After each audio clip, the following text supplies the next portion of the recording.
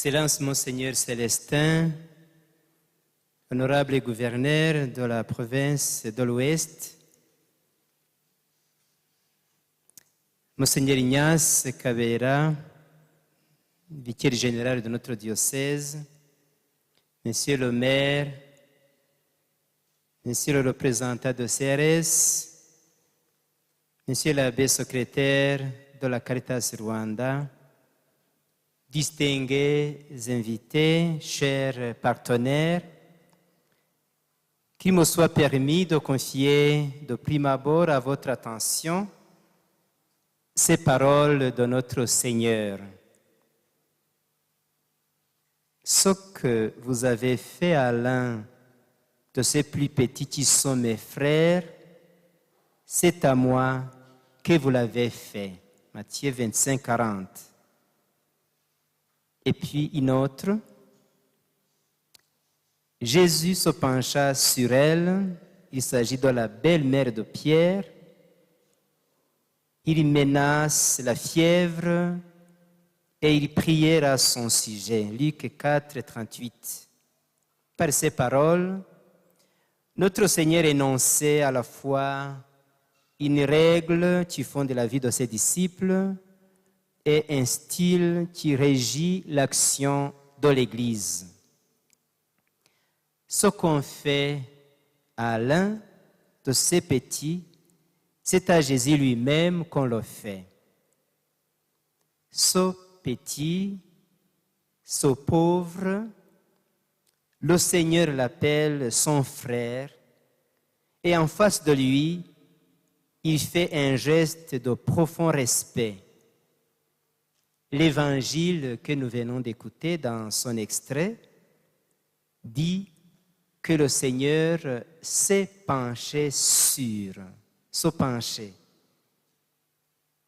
pencher pour servir, relever, guérir l'homme de sa maladie.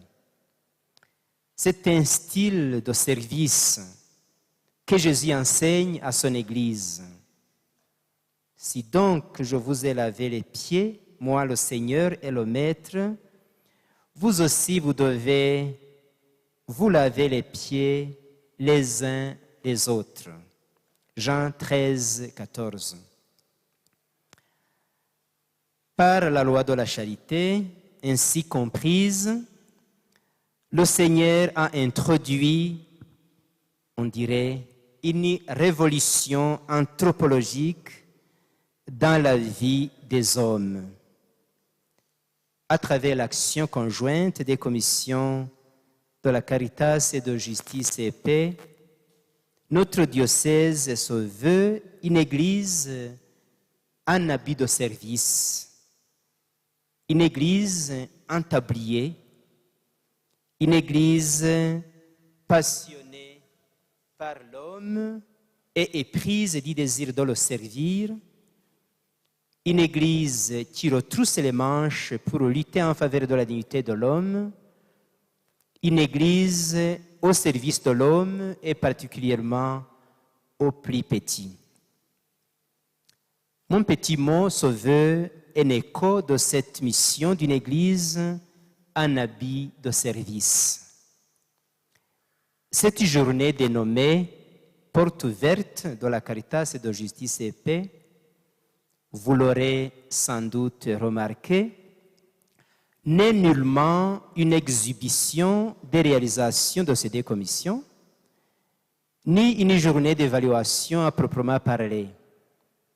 Nous l'avons envisagée et nous venons de la vivre comme un moment d'échange autour de la mission de charité accomplie au sein de ces deux commissions, Caritas et Justice et Paix. Au centre de nos échanges, il y a la personne du pauvre, le petit, le marginalisé, le laissé pour compte que le Seigneur a confié aux soins pastoraux de son Église. D'emblée, je souligne avec bonheur que les pauvres ne sont point de simples bénéficiaires de nos activités. Une telle compréhension mettrait à l'ombre leur dignité que l'Église a le devoir de promouvoir et de protéger. Le document final du synode sur la synodalité, ce synode qui n'est pas conclu, qui est toujours en cours et qui nous illumine dans notre façon d'être dans l'Église et d'agir dans l'Église, ce document réserve un espace préférentiel aux pauvres. Je cite quelques paroles d'une de ces sections.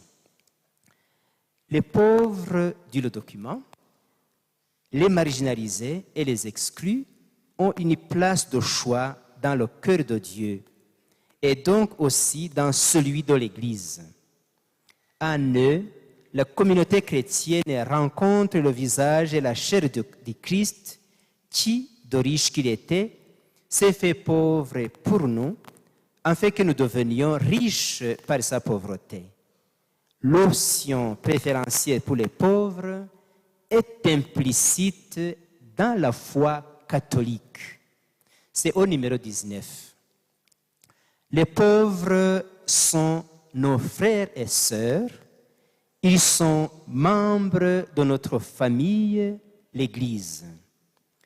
Dans les présentations qui ont illustré ce que nous essayons de faire pour eux, vous avez pu peut-être remarquer quelques principes ou stratégies qui guident notre action.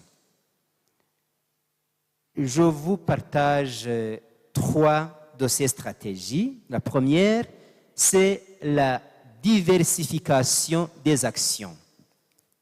Les projets que nous menons sont assez diversifiés. On dirait un combat à plusieurs fronts.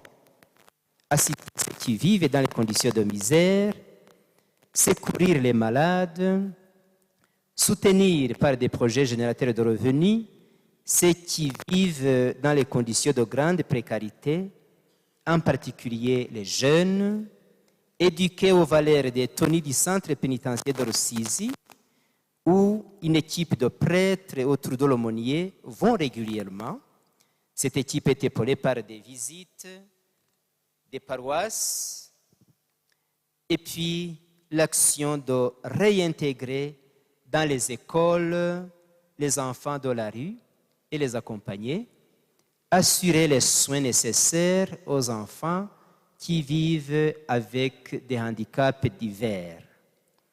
Une telle diversification est loin d'être une prétention à tout faire, mais plutôt traduit notre passion de l'homme et le désir de le servir partout où il se trouve.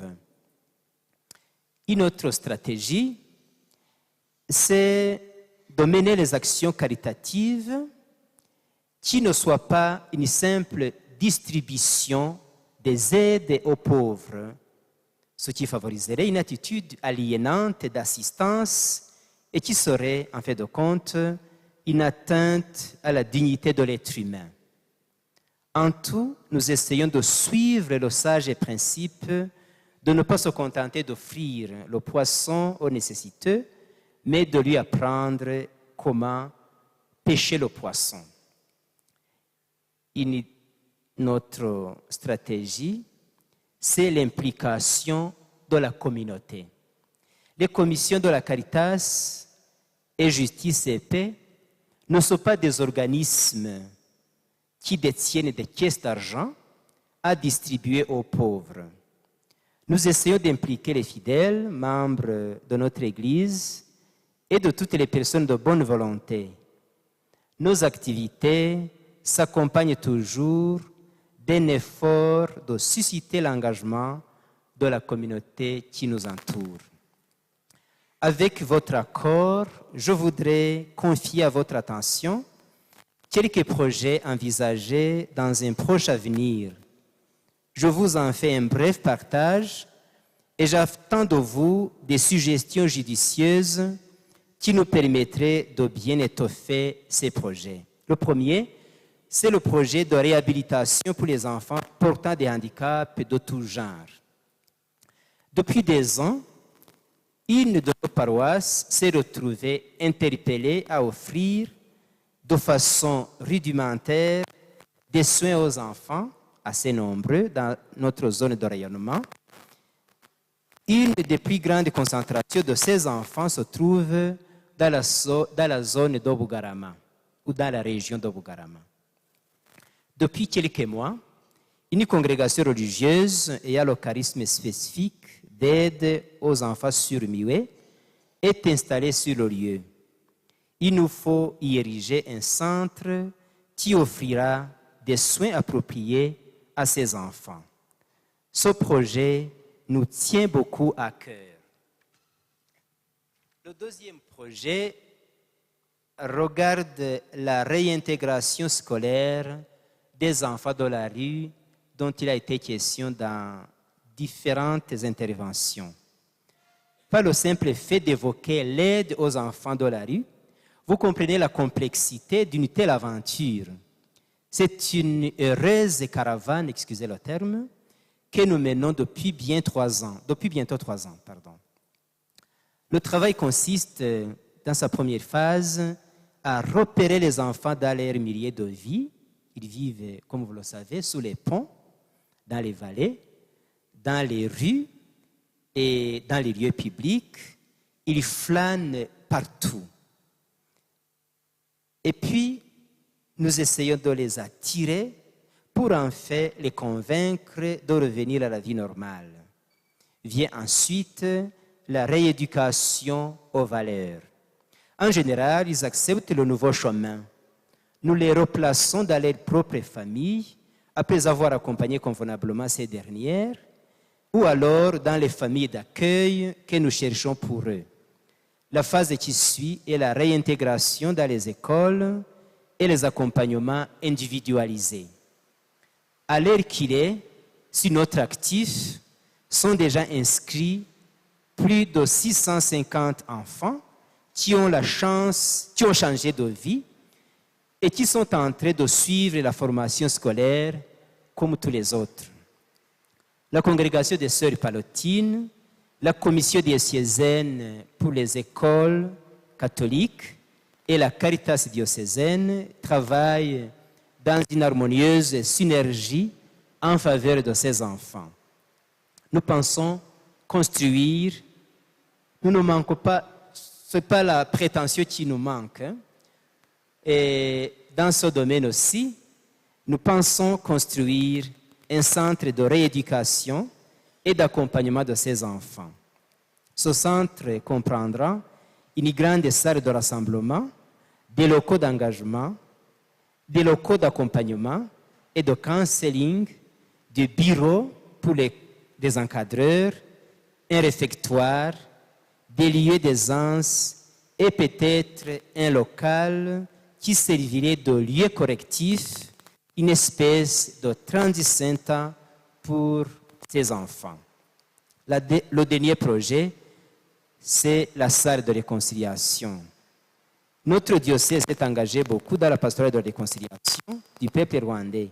La commission diocésaine de justice et paix s'est toujours distinguée de façon appréciable. Ce secteur d'apostolat figure jusqu'à présent dans nos priorités pastorales. Notre diocèse a en outre un centre dénommé Centre secret de la paix qui a le charisme de réconciliation.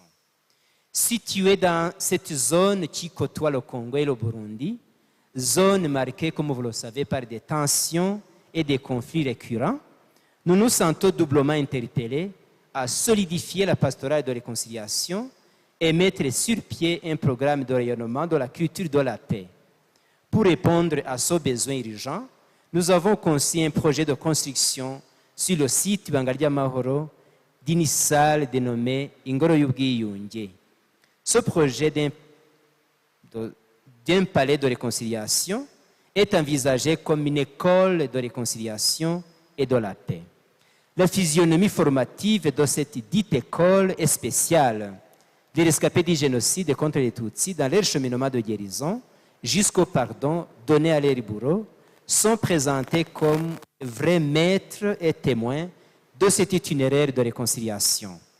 Il en est de même pour les coupables qui ont fait ce même itinéraire qui les a conduits à la transformation intérieure, leur permettant de voir en leurs victimes des vrais frères et sœurs à qui ils ont eu la noblesse de demander pardon. Les étapes de la réconciliation telles que prêchées et pratiquées dans l'Église catholique seront clairement illustrées. Cette salle didactique aura un rayonnement en rapport avec la culture de la paix dans le pays et dans notre sous-région. Je termine par les vœux et les remerciements.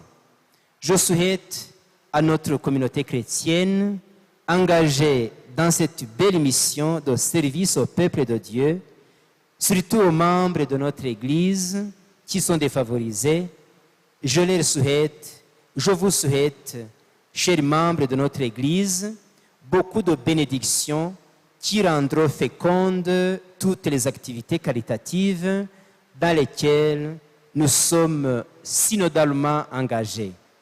Je remercie tous ceux qui collaborent avec nous, de près ou de loin, dans ce service à l'homme. Je remercie nos deux commissions pour leur ferme engagement et tous les efforts généreusement consentis dans cette noble mission. Je vous remercie tous pour avoir répondu à notre invitation. Je remercie de façon particulière vous tous, chers partenaires, qui collaborent si généreusement avec nous. Puisse le Seigneur bénir et rendre votre vie bien féconde en sainteté et en bons fruits pour l'humanité. Je vous remercie.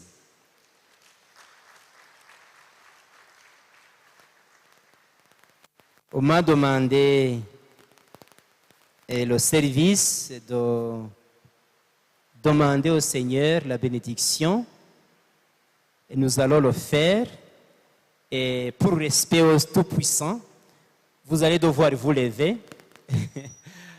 et pour recevoir convenablement la bénédiction que nous demandons ensemble au Seigneur.